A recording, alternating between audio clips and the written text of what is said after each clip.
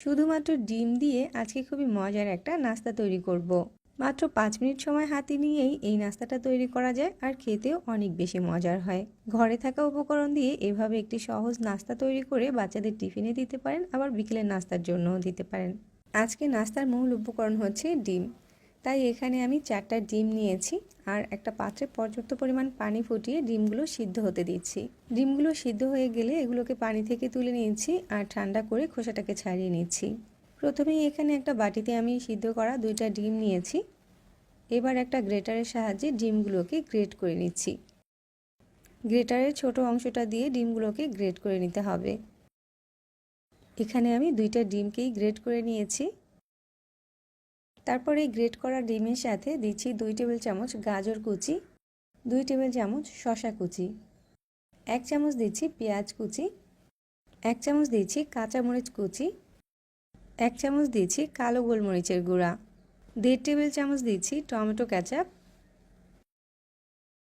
আর 1/4 cup পরিমাণ দিয়ে দিচ্ছি মেয়োনিজ।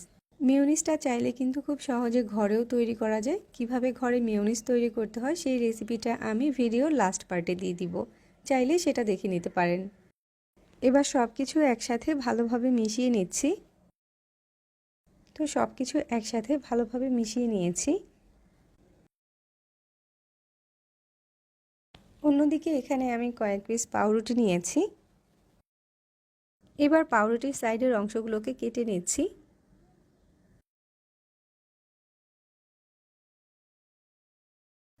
এই তো এখানে আমি বেশ কিছু পাউরুটির সাইডের অংশটাকে কেটে নিয়েছি। সিদ্ধ করা 4টা ডিমের বাকি 2টা ডিমকে মাঝ বরাবর কেটে নিচ্ছি। এরপর 1 পিস পাউরুটিকে বোর্ডের উপরে নিয়ে নিচ্ছি। অর্ধেক করে কেটে রাখা ডিমটাকে এভাবে পাউরুটির উপরে দিয়ে দিচ্ছি। তারপর ডিম আর মেয়োনিজের যে মিশ্রণটা আমরা আগেই তৈরি করে রেখেছিলাম সেখান থেকে কিছুটা করে নিয়ে এভাবে চারো সাইডে দিয়ে দিচ্ছি।